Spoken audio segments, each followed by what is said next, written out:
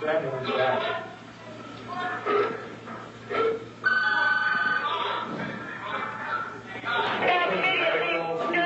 Medical,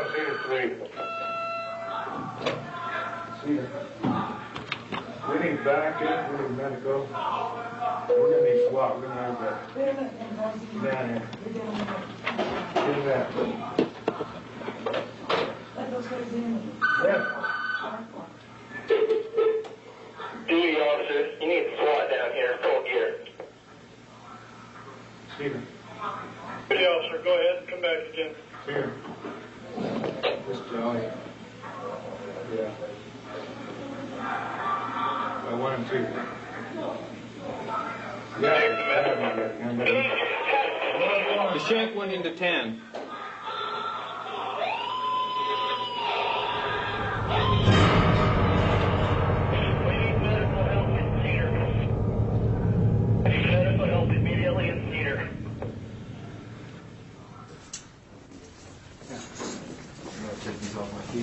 Yep. I went into the situation that I'm going to have to kill the guy. I'm not going to just hurt him. I'm not going to stab him 2 times and say, yeah, we're even.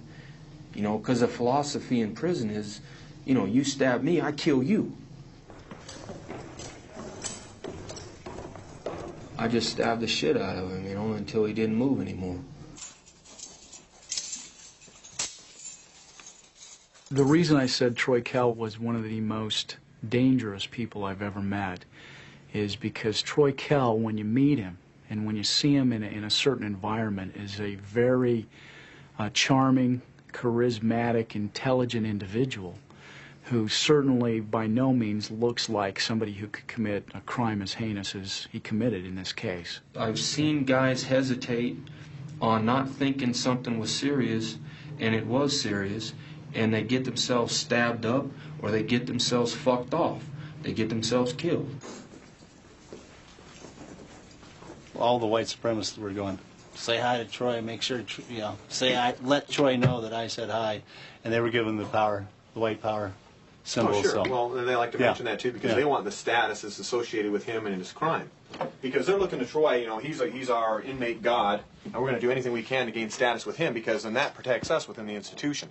So they hold his shanks, they hold his brew, any contraband that he has, and he very subtly manipulates everything. And then to the administration, he wants to represent this clean image. Well, I'm not doing anything. You know, I'm not associated with these guys, but he still has his soldiers going out and performing these acts. Well, that's a good cleanup for them. I mean, they have to say that to really justify doing that to me. I mean, keeping me in the hole, restricting my movements, making sure that there's no real freedom for me to have, and maybe I'm not entitled to that. I mean, it's perspective of the individual. You know, some individuals think that, you know, he shouldn't have anything. Give him some bread and water and put him in a cage somewhere. And that's fine too. But don't expect the guy to be a nice guy and smile and to say thank you for the bread and water every time you bring it. You know, it's a double standard. They expect you to suck ass regardless of what they're running their face about. You suck ass long enough, pretty soon you start choking on shit.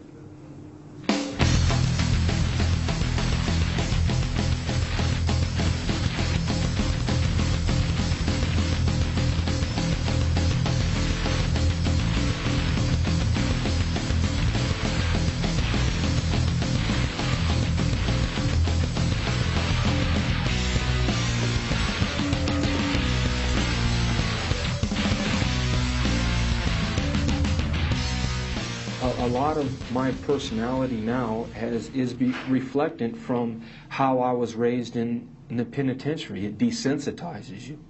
You don't have the human interaction, the contact, understanding or anything. It's structured that everybody's a piece of shit. You shouldn't respect anybody. It's kind of like, you know, just, it doesn't matter.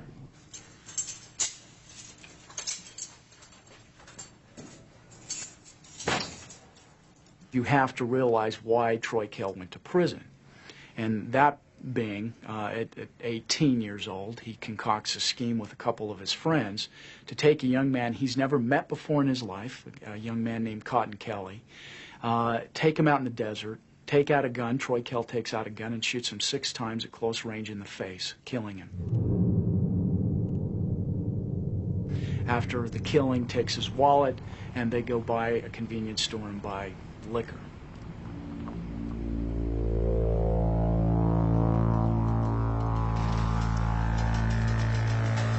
This guy, I felt, was taking advantage of a friend of mine, and she asked for my help. And I went kind of overboard. Me and a friend of mine from high school agreed to beat this guy up because he was doing some things to some teenage girls that we knew. She was a friend of mine. She was like a sister kind of to me. I met Cotton Kelly at Circus 8 months prior to this actual tragedy. He ran some type of adult entertainment business. He wanted me to pose nude for him. He had started following me and calling my house constantly, harassing my family. And as a 15-year-old child, I made a very bad decision, a very immature request, and I called upon Troy to beat the man up, to have him leave me alone. I was raised in Las Vegas, Nevada, you know, middle-class family. I'm the only child. I think I was probably just an ordinary kid on the block. I wasn't any different or anything from anybody else that I noticed.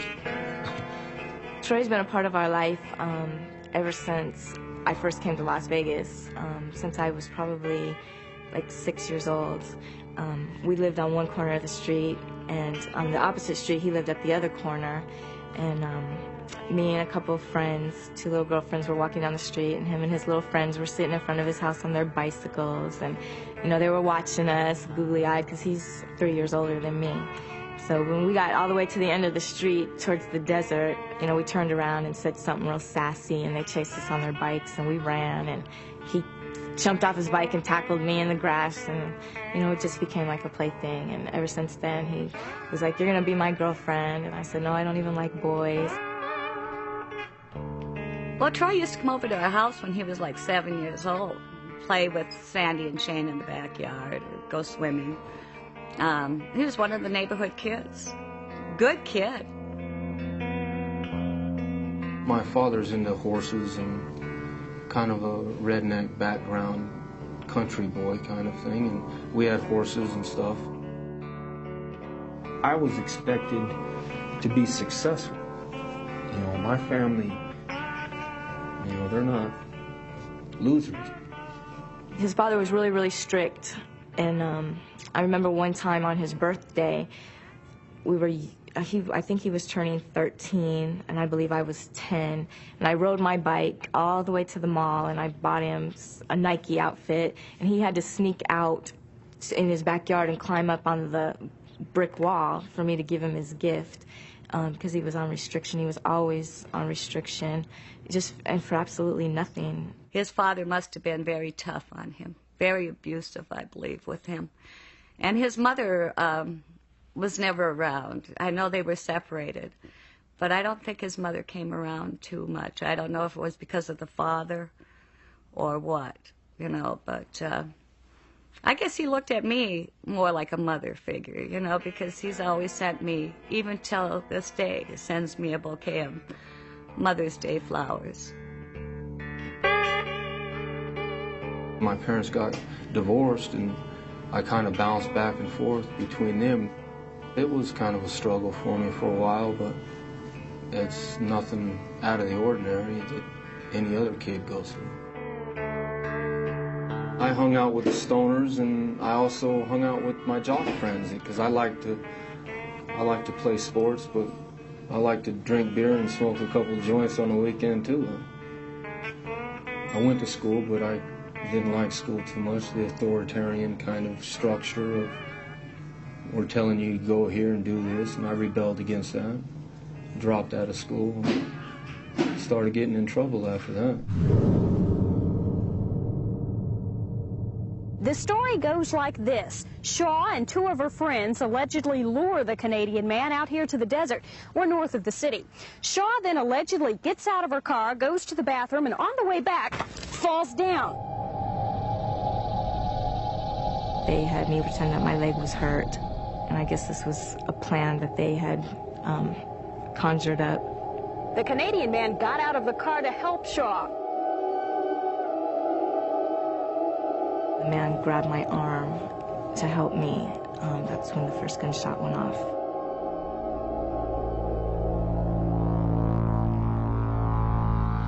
For a reason that I can't really understand, I decided to bring a gun and shoot the man and kill him.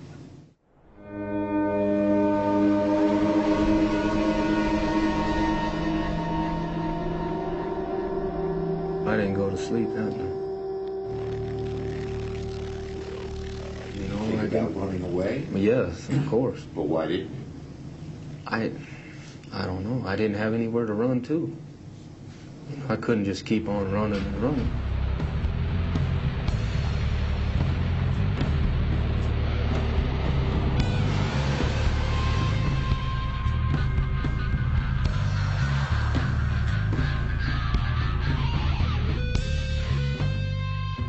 Police say this desert landscape near Rancho and Durango was the stage of a grisly show and tell this past week.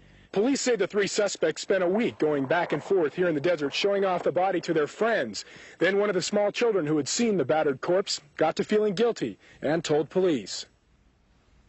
Las Vegas Metropolitan Police Department called me at work at midnight and told me that they had Sandy downtown on a homicide. And I thought, oh my God, she hasn't gone through this again.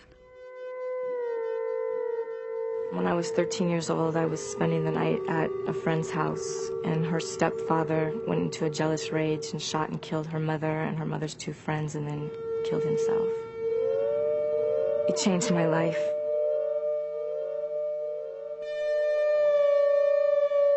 I detached myself from my emotions.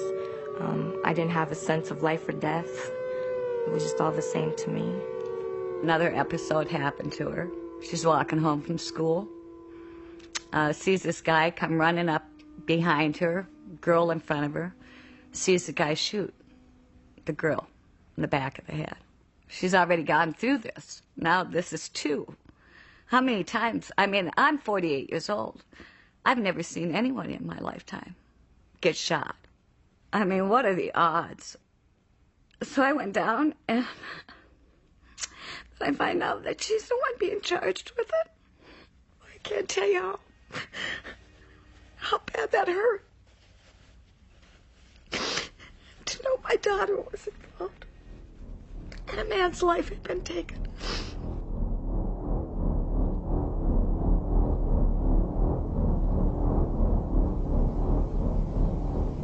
That became known as the show and tell murder.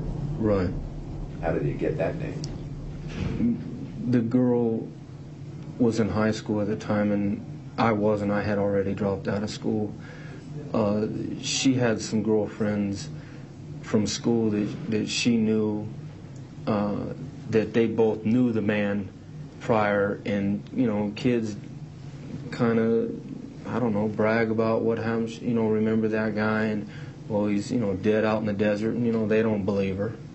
So she decided to take him out there and see the guy, and that was kind of the way it went down. The night after Cotton was shot, the next morning, I had gotten up to go to school, I didn't know if this had happened to me or was I just thinking this happened to me. I wasn't really sure. And so I went back to the scene of the crime, and I seen it from the side of the road.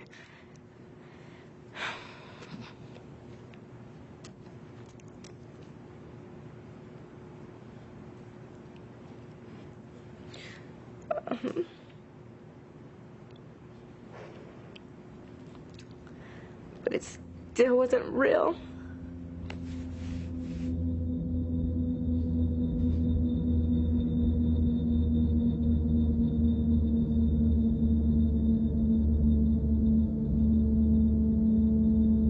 Teenager Sandy Shaw testified in her own defense today, staring only at her attorney. Shaw explained how last September, she and 2 older boys drove into the desert with a Canadian man. After the first shot, cotton moaned and hit the ground. And there was another shot, and then Billy yelled, "Get him now, Troy, get him now." And at the same time that was being said, there was 2 more shots. What did you do? There was nothing I could do. It was all behind. Everything was behind me. I was on the ground. It was all behind me. What did you do? I was screaming. At the trial, they told the jury not to allow my angelic looks to fool them, that the person I appeared to be was not who I really was, that in fact I was a cold-blooded killer. How did that make you feel?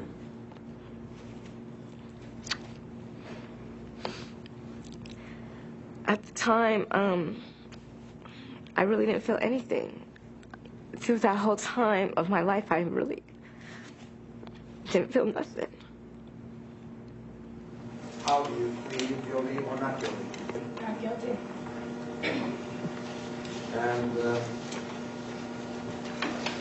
charging you with conspiracy to commit robbery, conspiracy to commit murder, robbery with the use of a deadly weapon, and murder with the use of a deadly weapon. How do you plead, guilty or not guilty? Not guilty. They offered me a life with the possibility of parole on a plea agreement, and being stubborn and kind of thinking I knew everything at the time, I didn't take it. I thought that 10 to 15 years was the rest of my life at 18 years old. And in reality, it's not. You know, you can start over again.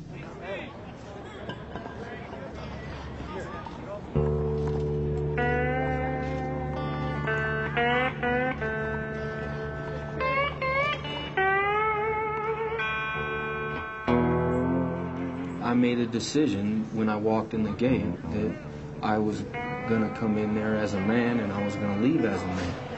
I wasn't going to resort to things that a lot of people in my situation had to do to survive in prison. I wasn't going to suck dick. I wasn't going to wash people's laundry. I wasn't going to tell on people. I wasn't going to fall into that structure to survive in my environment. I kind of took responsibility at that time that I got myself in the situation. Now deal with it. I was fortunate in the sense of some older guys seeing that I had a lot of time to do, and I stuck up for myself, so they kind of put me under their wing on schooling me, on showing me who was who on the yard and what to stay away from. Don't get in gambling debts, don't get in any kind of drug debts.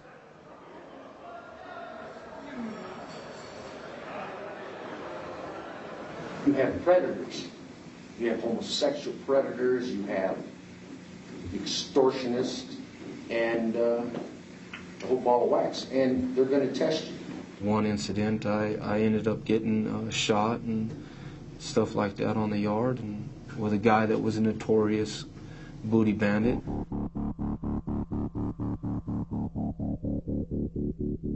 It was an older guy, a black guy, I can't even remember his name. Homosexual predator. I was 19 and this guy was in his late 40s, and we were on the yard, and it came to either you know, he says, if you want respect, you're going to have to come and get some respect. So I had to make sure that that wasn't going to be tolerated. That meant that you battled for it.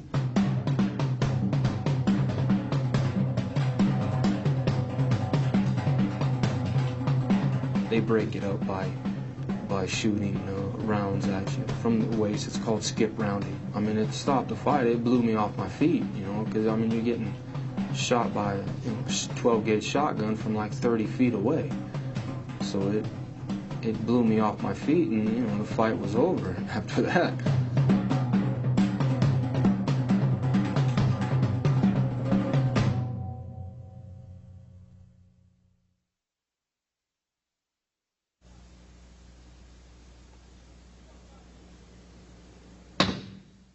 When I arrived at prison, I came to prison for forgery.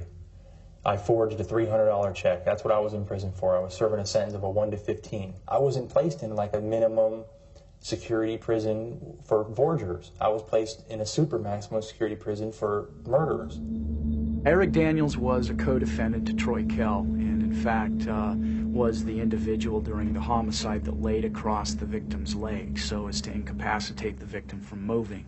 The ironic thing, had been sent to prison on a 0 to 5, somewhat minimal forgery case, where he had actually taken a check from a local sheriff here, which was his first mistake, and then forged the sheriff's name on his check. Not a bright idea. Sent him to prison for 0 to 5. So Rick Daniels went from a small-time crook to never going to see the light of day outside of a prison again. Here I am, a forger, living on death row. I was interacting and recreating with 3 guys that had death sentences that were going to be executed within the next 3 or 4 years, and I'm in prison on forgery. That's how I ended up becoming involved in violent situations.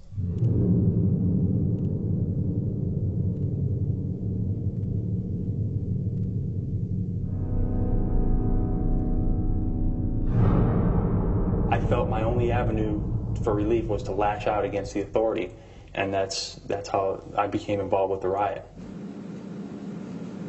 Don't tell me nothing yet, and we got a deal. Until they fucking fulfill their part of the deal, we ain't racking in, regardless. You feel slighted by the system because you're there in the first place, okay, and then that builds, okay, and that anger turns into resentment and then absolute bitterness. We want our fucking mail. Sorry, guys. I don't think they're right. So there's Baum and Daniels. See, that was impressive. No way. That's the control room door. The control room.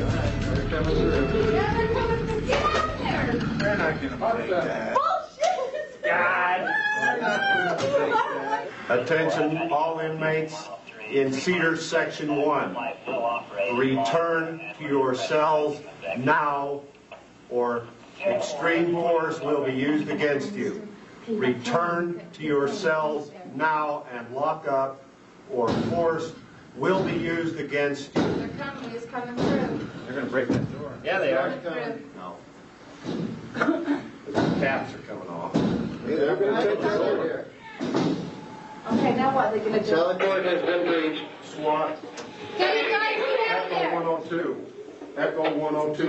The Sally Port section door has been breached. You start to think that the officer that's holding you there, the one that comes and feeds you your tray every day, is evil. First thing that comes to most people's minds is lash out. Do something violent. Back up, dude. Back up. Get out of that hole. Water's off. Oh, yeah. Watch the door. Get this damn thing turned over.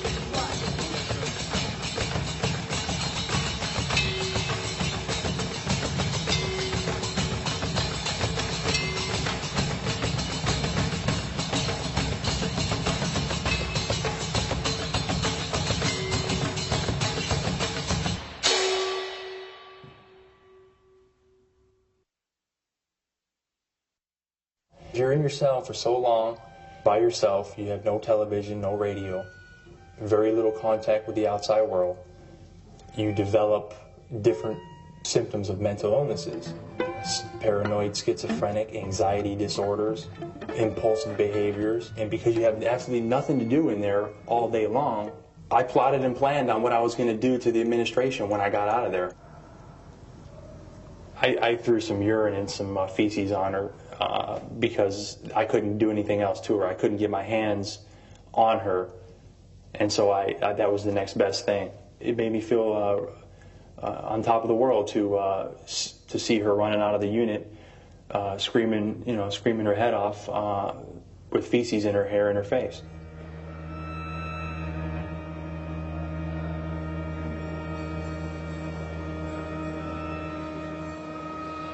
I got a phone call from some official in Utah. I don't remember his name, but I was, they just told me that my brother had been attacked by another inmate and that he was dead. And I immediately called my dad and my mom. And, you just don't want to believe it. You don't want to believe that someone that you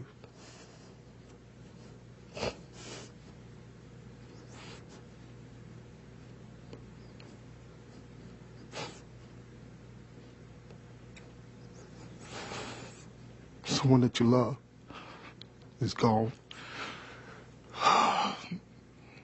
This was a victim who had a quite storied past in Arkansas, had been in trouble with the law, including armed robbery, had some violent tendencies in Arkansas, and in fact had committed some assaults on guards in Arkansas, committed assaults on inmates in Arkansas.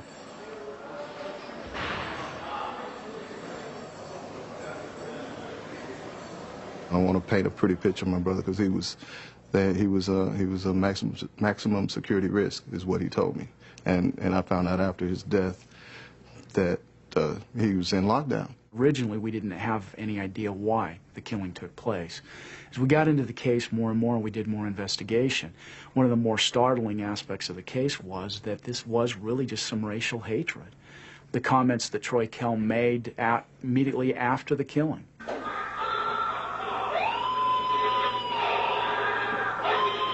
That he was really quite proud of himself, that that this black person would no longer be around, that he couldn't talk about white women, certain comments like that, that he was really seemed very proud of himself, that there was one less African American on the earth and that was something good.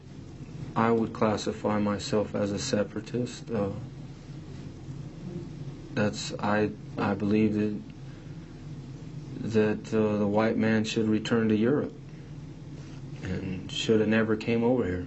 Throughout history, if you see the Greeks or the Romans or any civilization that started, the Egyptians, that started to intermingle with foreigners, in a sense, outsiders of their racial groups, eventually they've destroyed themselves.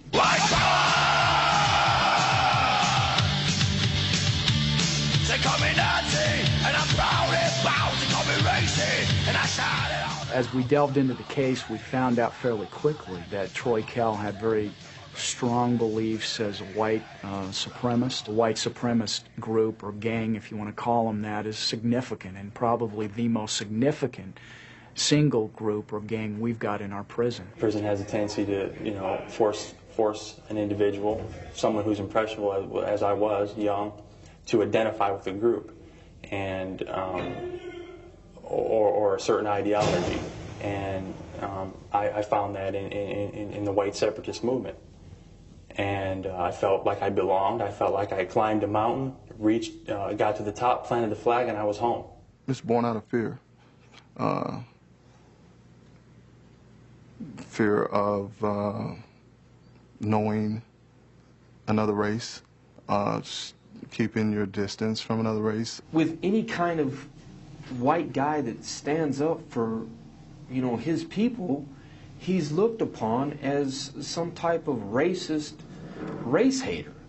And That's not the case. In the majority of the people, do you hate Jews? No, it doesn't concern me at all. I mean, maybe people's actions is what I don't like. I mean, they might choose to do certain things, but there's more, white people that need adjusting than anybody else.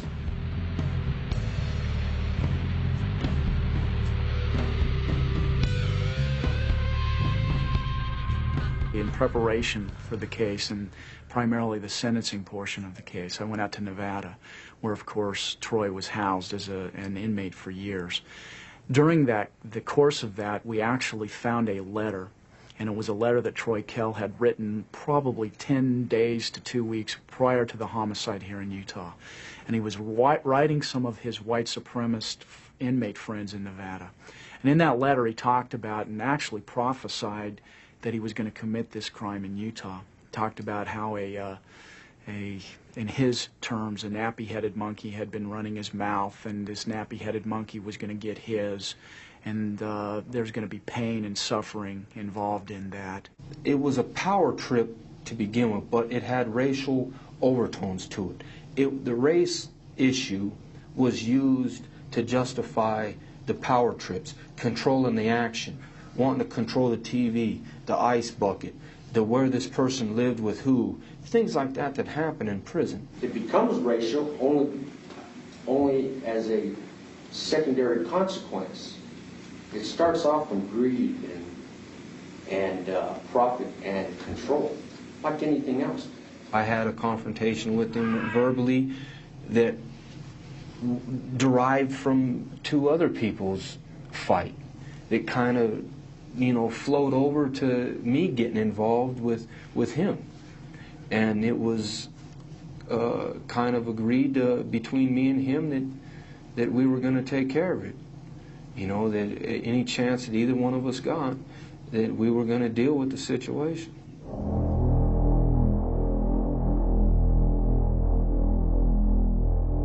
I prepared, I got a knife and I got a handcuff key. We were restrained, we were going down to medical. They forged his name, requesting that my brother go to the infirmary. I filled out what they call a medical request slip for Blackman to get him out of his cell on a particular day. The guard came to my brother's cell and said, "Hey, you ready to go?" And my brother's, "What do you mean, ready to go where?" They came over my intercom in my cell and said, "Daniels, you're going to medical today." And I knew it was the day. He was sporting his colors, flying his bandana. When he got to the infirmary, Troy Kell and Eric Daniels and another inmate were there also. The next thing I know, Blackman's running towards me. And it was on. He's trying to stab him. Stab him in the back.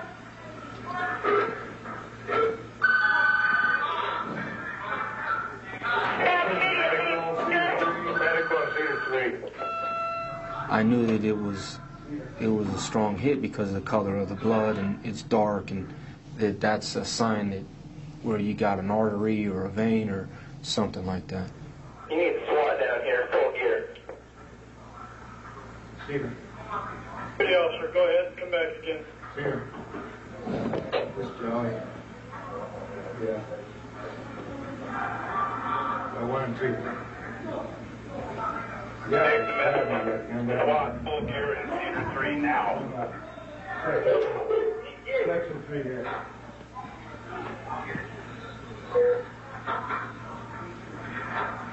Rack in, everybody! Rack in, everybody!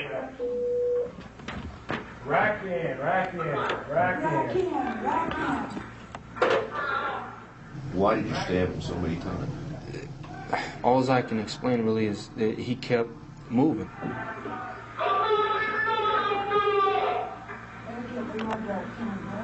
I just stabbed the shit out of him, until he didn't move anymore. And I ended up stabbing the man to death. The shank went into 10.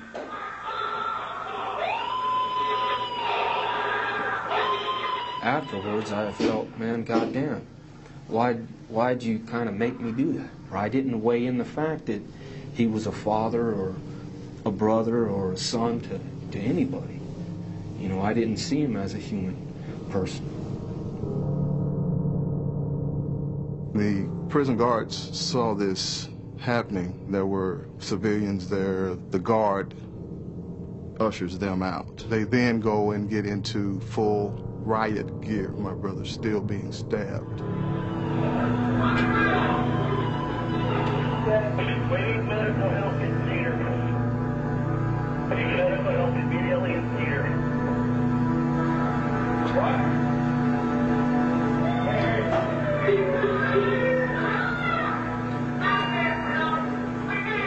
They come in, and then they grab Kel and this other guy. Well, my brother's dying by then. It's just too much time has elapsed.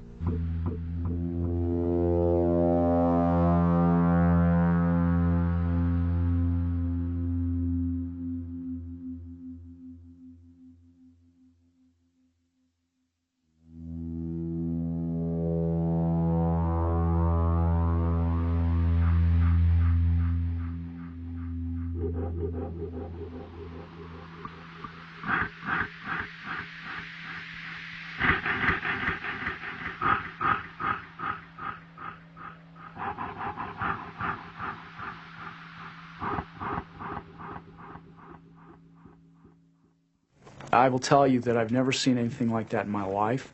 I got more and more horrified the more I watched it, as I had to watch it over and over again to prepare for the case. Actually, to the point where we had to count the number of stab wounds. After watching the videotape, initially, several nights I had problems sleeping. From a prosecutor's standpoint, to have a videotape of the crime is kind of unheard of.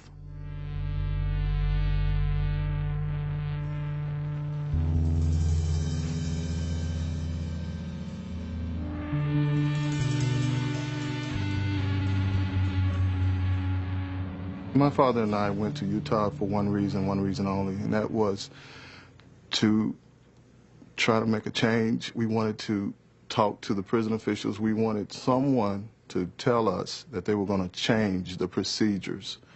That's why we went, to ensure that what happened to my brother didn't happen to another inmate. Troy Kell did take the stand.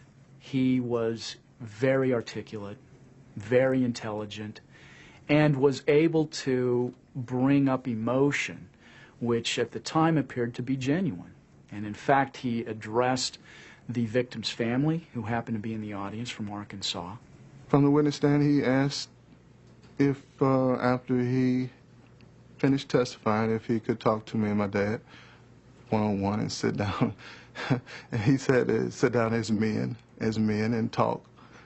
Told them how sorry he was that he had killed their son, their brother, and he actually was crying at the time, which I've got to say, as a prosecutor, it was one of the more remarkable events I had seen from a defendant testifying on the stand. There were, like, I think 8 women on the jury and 4 men, and I kind of looked over it when he was testifying, and some of the women were crying. Fortunately for us, before Troy Kell had taken the stand to testify, he had told 2 of the guards that were transporting him to and from the courtroom, watch this, I'm going to win an Academy Award. In other words, he was going to get on the witness stand and just lie. Yeah, I was fighting for my life. I did what I had to do to try to save my life. But I didn't, the emotional part of it was genuine to his family. Because the way I live my life, eventually somebody, if the state doesn't kill me, eventually someone will get me, you know, because of the way I live my life. It's just a part of it. And my family accepts that. And I accept that. But the thing is I would want somebody to show my father the respect that that I think he's got coming. You know, that's all I can really say about that. So, if I understand you right, you're saying that you meant what you said to that father. That wasn't an act. That wasn't fake. No, I meant what I said to them. I mean, they want to downplay it because they're fighting to win the case. I put the guards back on the stand, and the guards ended up testifying as to this conversation they had had with Troy Kell about winning an Academy Award.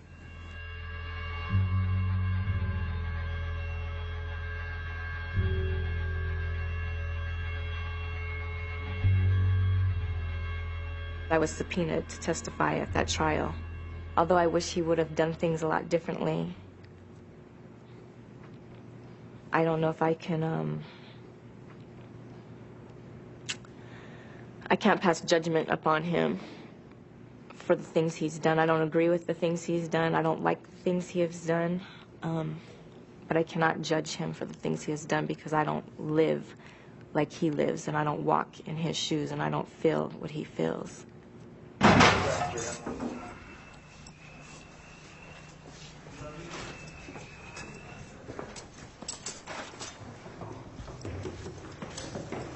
If society has once sentenced him, convicted him to life without possibility of parole for a murder, and he's chosen then in a very brutal fashion to take another life while incarcerated, what other option is available? And realistically, the chance that Troy Kell in the future could commit another homicide while in prison. And I think that was probably the most weighty thing that ended up in the jurors voting for the death penalty. I don't think the death penalty works. You know, there are people who's on death row, and you know, we just recently had some. McVeigh was put to death. Does that stop terrorism? I don't think it will. Does it stop people from murdering and killing and raping? I don't think it will. You know, some of my coworkers say, "Hey, well, he won't do it again." Well, sure, but that doesn't deter others. There's no punishment on this earth that's going to even come close to what Kell will face when he meets God. That's my personal belief. You can kill him 20 times over, and it won't even come close to what he will suffer in the face of God.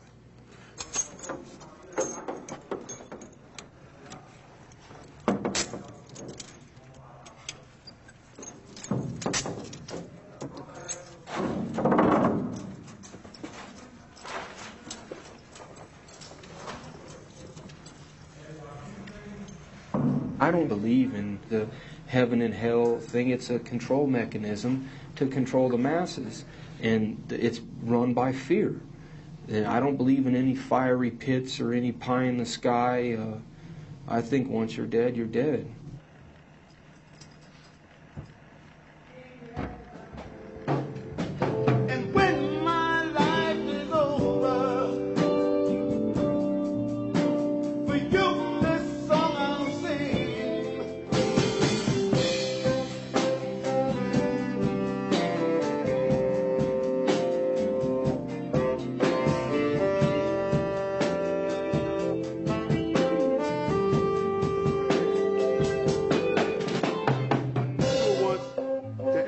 Come in. When Eric come in on the second time he do his line, that's when the whole band come in. All right, let's try it. You got a line sign? No. I came to a saving knowledge of Jesus Christ, and that happened almost 3 years ago. The way I look at people, my relationships with my fellow man and woman, have just changed dramatically. I no longer see people in terms of skin color. I am considered to be a race traitor in their eyes. And so even the things that I'm saying to you right now are things that, you know, I could be retaliated against for. Well, I'm happy for him. And I hope that he can turn his life around. I'm sorry for fucking his life off. Mm-hmm. Troy would be, on a spectrum, he would be the extremist. I honestly believe that if Troy was to ever get out of prison, he'd be, you know, blowing up buildings and stuff. I mean, you know. You mean like a Tim McVeigh or a militia movement? Yeah. Or? Yeah. And I probably would have too, to be honest with you, if I'd have gotten out of prison. That's the self-destructive path that I was on.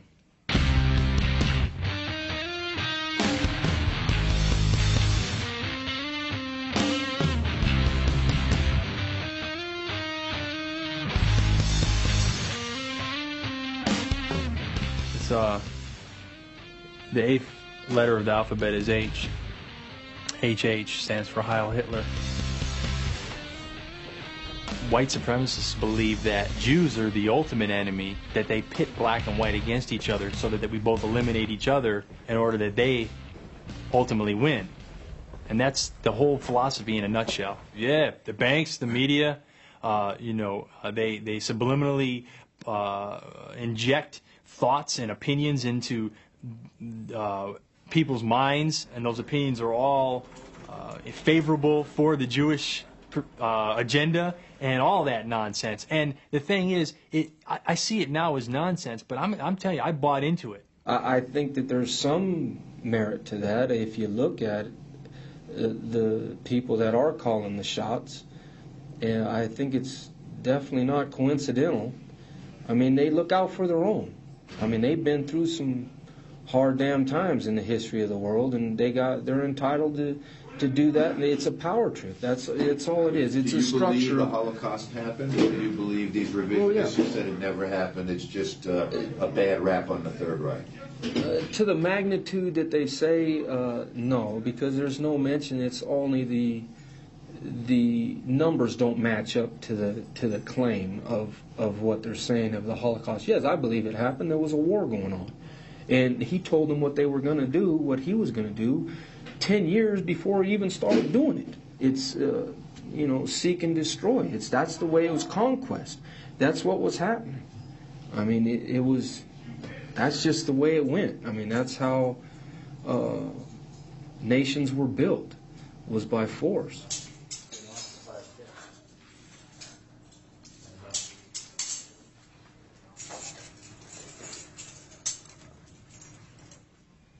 I deserve the death sentence. I didn't get the death sentence. Again, I believe that God intervened in my life, or at least in 2 jurors' minds, and I didn't receive the death sentence. I deserved it, and I got mercy. And Troy didn't.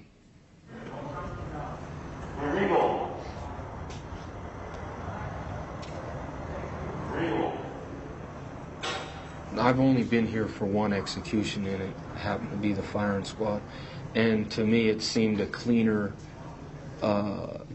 faster way to go. The man didn't experience any kind of... because they think it's like a medical thing. I got a problem with the way... I don't have a problem with the death penalty. Okay? It's in the sense of that's the penalty. But when they try to, make it like a medical procedure, like they're going into like an operation or something like that, show it for what it is. You're killing a guy, regardless of the justification. We can all justify our actions in one form or another. The fact is, you're killing a guy. So show it for what it is. That's what it is. I think they should take it down to the Delta Center and show the public what exactly is going on. When he first entered the system, he was 18 years old. He was a handsome man. He was an intelligent man. And I remember him telling me, I'm entering as a man and I'm going to remain a man. And I believe he's done that. I still wake up to this day and I cannot believe I'm here.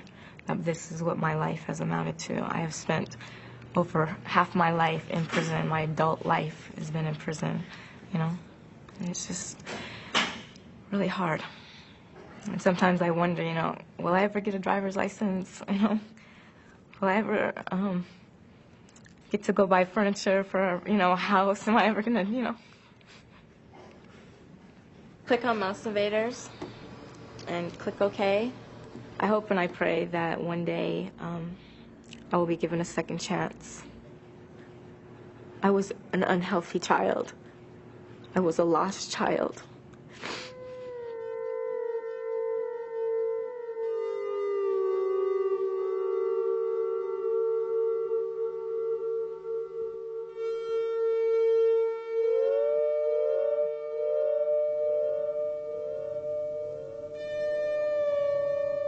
How much longer do you expect to be alive? I don't know. I can't even answer that question. I can't even answer that question. I don't know. I really don't know. I hope a long time, but I go through that all the time. So I don't know. You go through what all the time? I go through with making the decision of,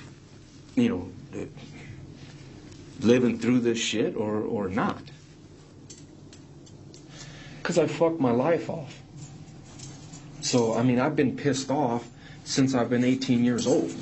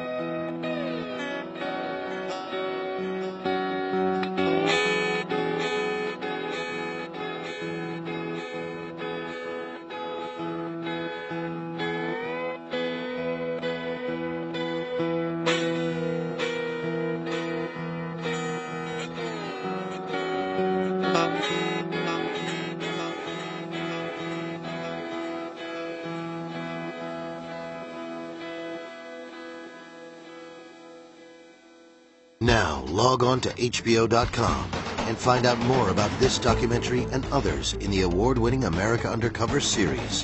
Informative, interactive, intriguing. America Undercover at HBO.com.